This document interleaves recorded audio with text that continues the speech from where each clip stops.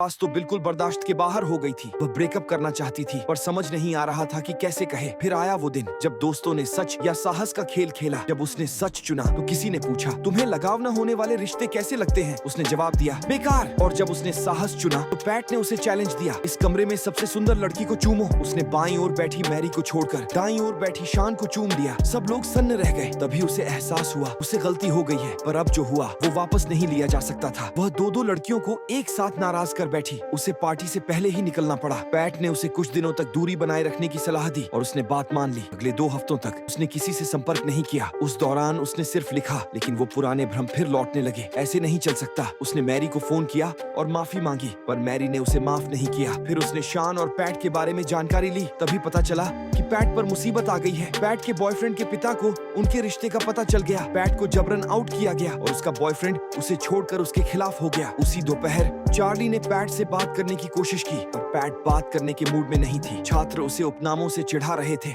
और एक फुटबॉल खिलाड़ी ने तो उसे गिरा तक दिया। उसका बॉयफ्रेंड खड़ा तमाशा देखता रहा। पैट खड़ी हुई अपने बॉयफ्रेंड से स्पष्टीकरण मांगा, लेकिन वह अपने टीम के साथ खड़ा रहा। उसने उसे अपमानजनक नामों से पुकारा, चिकन गे कहा। पैट भड़क उठी और वह दोनों भिड़ गए, पर टीम उसके खिलाफ थी। पैट अकेली थी, कोई उसकी मदद को नहीं आया। फिर आया चार्ली। उसने लड़कों को तलवार से खेल की पीठ दिया। पैट को उठाया। किसी को उम्मीद नहीं थी कि दब्बू सा चार्ली इतना ताकतवर होगा। अब लोग उसे अलग नजर से देखने लगे। फिर वह स्कूल में घूम रही थी और देखा कि शान उसका इंतजार कर रही है। वह फिर से दोस्तों के बीच लौट आई थी। मैरी को भी नया बॉयफ्रेंड मिल गया और अब वह नाराज नहीं थी। रात को शान और मैरी दोनों की अपनी डेट थी। पैट ने उसे घूमने बुलाया और वह तैयार हो गई। पैट उसे पार्क ले गई। वहाँ सिर्फ वे दोनों थे। पैट ने अपने बॉयफ्रेंड की बात की। इस बार उसके चेहरे पर मुस्कान नहीं थी, बस एक टूटी सी शांति और मजबूरी। चार्ली शांत बैठा, ध्यान से उसकी बातें सुनता रहा। उसकी आंखों में पूरी समझदारी थी। तभी पैट रुकी। उसे एहसास हुआ चार्ली एक अच्छा इंसान है, तक मिले सबसे अच्छे लोगों में से एक। उसने चार्ली को चूम लिया। चार्ली ने मना नहीं किया। उसकी आंखों में अब भी वही मासूमियत थी। पैट रो पड़ी और उसके गले लग गई। चार्ली ने कुछ नहीं कहा, बस उसकी पीठ पर हाथ रखकर उसे चुपचाप सांत्वना देता रहा। वह पैट से नाराज नहीं था, क्योंकि वह सब कुछ समझता था।